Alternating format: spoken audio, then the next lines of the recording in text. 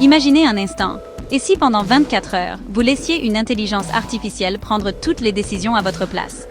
Pas seulement pour choisir un film ou une playlist, mais pour orchestrer chaque moment de votre journée, du lever au coucher. C'est une idée qui peut sembler à la fois fascinante et un peu effrayante. C'est exactement ce que j'ai décidé de tenter. Confier le pilotage de ma vie à une IA, juste pour voir si une machine pouvait vraiment organiser ma journée mieux que moi-même.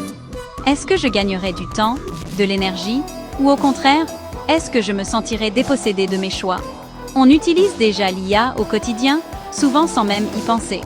Pour trouver le chemin le plus rapide, pour découvrir de nouvelles séries, ou pour ajuster la température de la maison. Mais peut-elle vraiment prendre des décisions importantes, celles qui façonnent notre quotidien et notre bien-être? J'ai voulu aller plus loin. Comparer mes propres choix, ceux que je fais par habitude ou par intuition, à ceux d'un algorithme. Qui, de l'humain ou de la machine, serait le meilleur pilote de ma vie? Est-ce que l'IA saurait mieux que moi ce qui est bon pour moi? Aujourd'hui, les assistants IA sont partout, dans nos téléphones, nos voitures, nos maisons connectées. Ils nous facilitent la vie, mais ils commencent aussi à influencer nos choix, parfois sans qu'on s'en rende compte. Mais jusqu'où peut-on leur faire confiance? À quel moment franchit-on la ligne entre l'aide précieuse et la dépendance totale? Est-ce qu'on risque de perdre notre libre arbitre en déléguant trop de décisions à une machine? Pour répondre à ces questions, j'ai décidé de tout déléguer à une IA, que j'ai baptisée Pilote. Son rôle, prendre toutes les décisions à ma place, sans exception, pour tester non seulement ses limites, mais aussi les miennes. À chaque étape, je lui donnais le contexte, plusieurs options, et je m'engageais à suivre sa recommandation sans discuter, même si cela allait à l'encontre de mes envies ou de mes habitudes. De l'heure à laquelle je devais me réveiller, au choix du petit déjeuner, jusqu'au film à regarder le soir, tout, absolument tout, allait être décidé par Pilote. Plus question d'hésiter ou de tergiverser. C'était un véritable contrat de confiance, un pacte où je m'engageais à lâcher prise pendant 24 heures, à laisser une intelligence artificielle prendre le contrôle total de ma vie. L'objectif était simple, passer de la théorie à la pratique, ressentir concrètement ce que cela fait de vivre sous la logique d'une IA et observer l'impact sur mon quotidien, mes émotions et ma liberté. Allais-je me sentir libérée, soulagée de ne plus avoir à choisir, ou au contraire, devenir une marionnette guidée par un programme, perdant peu à peu le contrôle de ma propre vie? Pour cette expérience, j'ai utilisé un grand modèle de langage, une IA conversationnelle avancée, capable de comprendre le contexte, d'analyser mes besoins et de proposer des solutions personnalisées. L'aventure pouvait enfin commencer. Accrochez-vous, car ce voyage promettait d'être aussi surprenant qu'instructif. Allais-je découvrir une nouvelle façon de vivre ou réaliser que certaines décisions ne peuvent être déléguées qu'à soi-même? Pour que l'expérience soit juste, il fallait des règles claires. Mon quotidien est structuré mais flexible. Lever à 7h30, café, travail, déjeuner rapide, écriture, détente le soir. J'ai mis ce rythme en compétition avec Pilote. Pour chaque moment clé, je lui présentais la situation et mes options. Exemple, pour le petit déjeuner, je listais ce qu'il y avait dans mon frigo. Pour le travail, je lui donnais mes tâches et priorités. Pour les loisirs, mes centres d'intérêt. Règle stricte. Accepter sa première réponse, sans négocier. Pilote avait aussi accès à mon calendrier et à la météo. J'utilisais une appli de chat IA sur mon téléphone, mon unique point de contact. La veille, j'ai demandé à Pilote de fixer mon heure de réveil. Sa réponse, 6h45, pour optimiser mon énergie. Premier changement, 45 minutes plus tôt que d'habitude. J'ai réglé mon réveil, prêt à jouer le jeu. Le test pouvait commencer.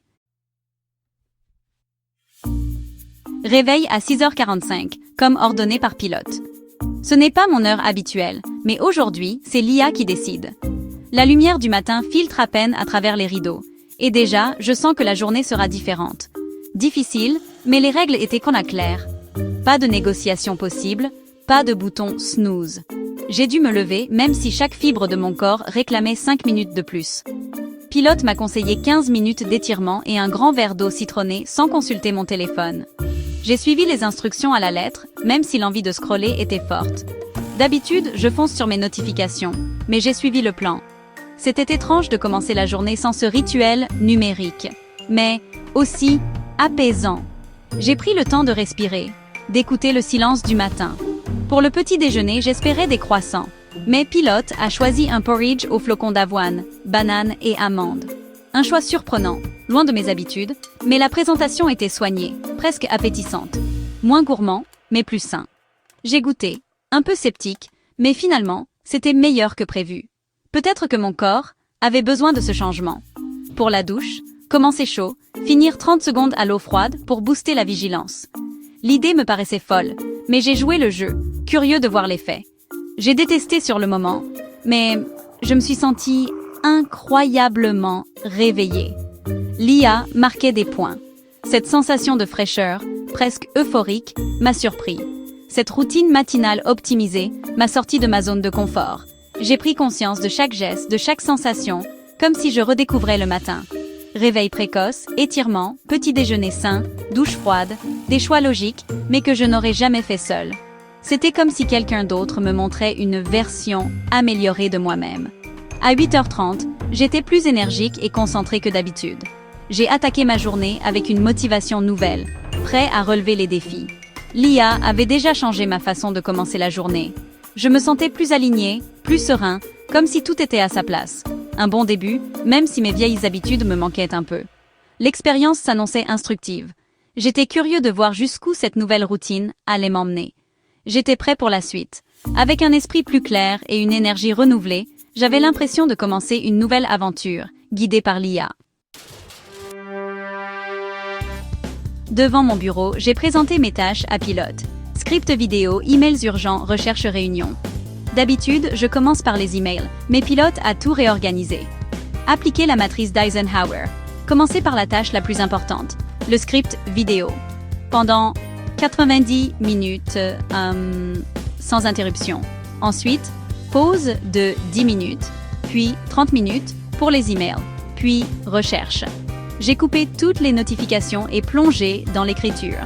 Résultat, concentration profonde, efficacité maximale. En 90 minutes, j'ai fait plus qu'en une demi-journée habituelle.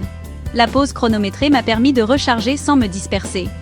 Pour les emails, 30 minutes m'ont forcé à aller à l'essentiel. Ma boîte de réception était enfin sous contrôle. La matinée s'est terminée sur un sentiment de satisfaction rare. L'approche logique et disciplinée de l'IA surpassait mon instinct habituel. Pour le travail, la machine avait clairement l'avantage.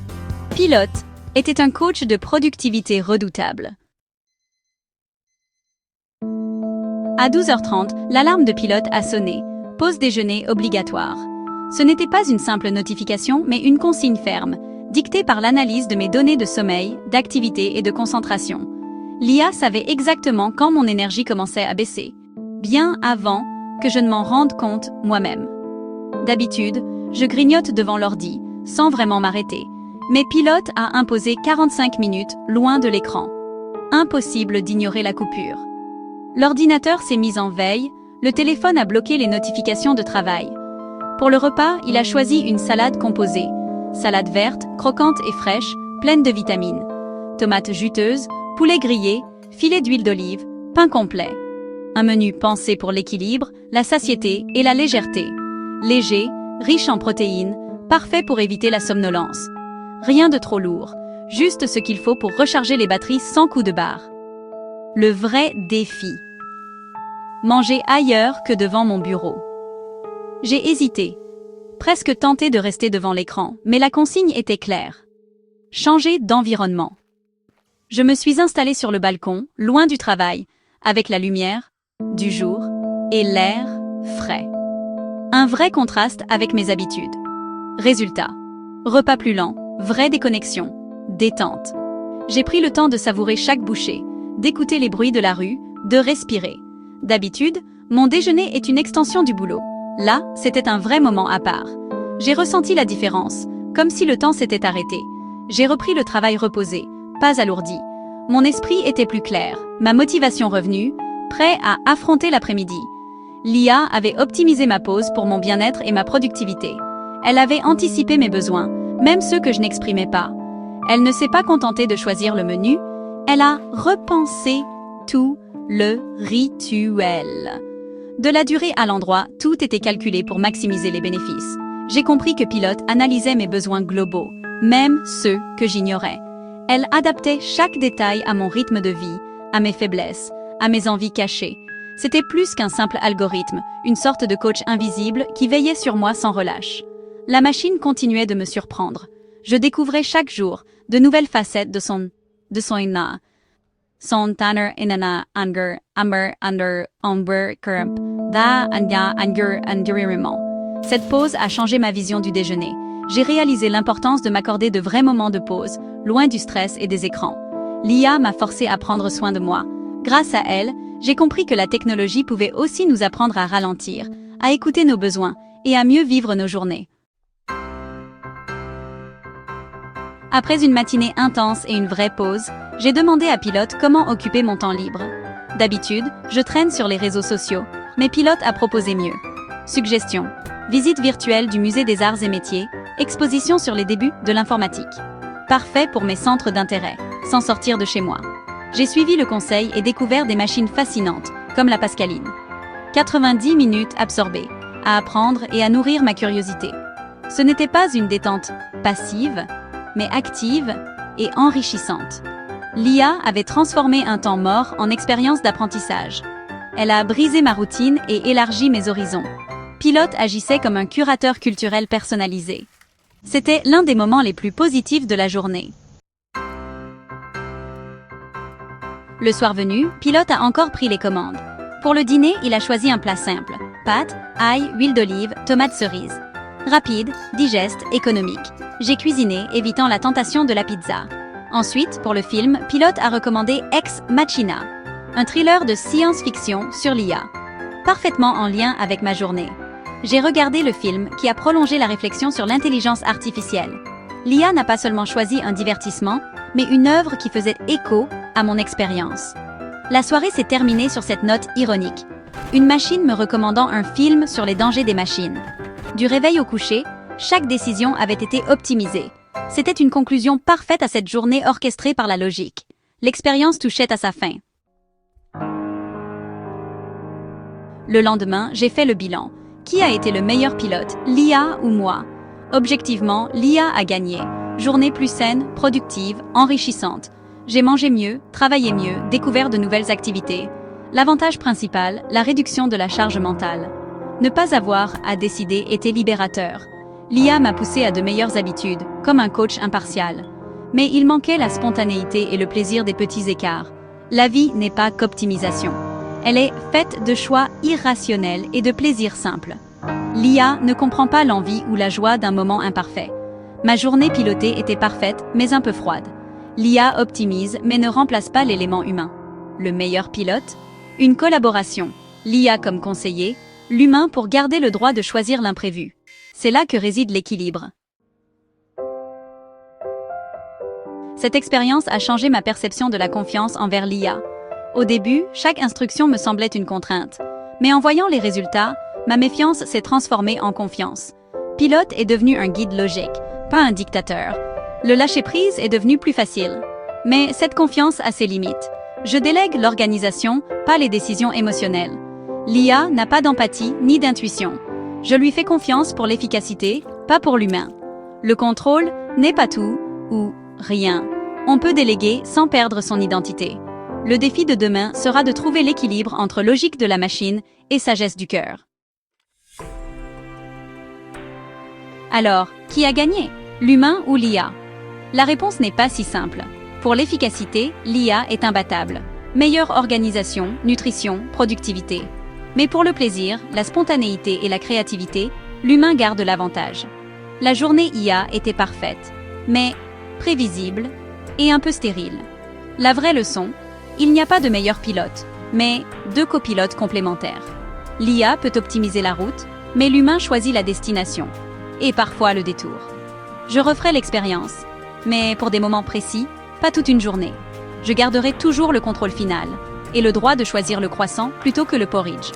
Être pilote de sa vie, c'est avoir la liberté de tenir le volant. Et parfois, de prendre la route la moins droite, juste pour le plaisir d'être humain.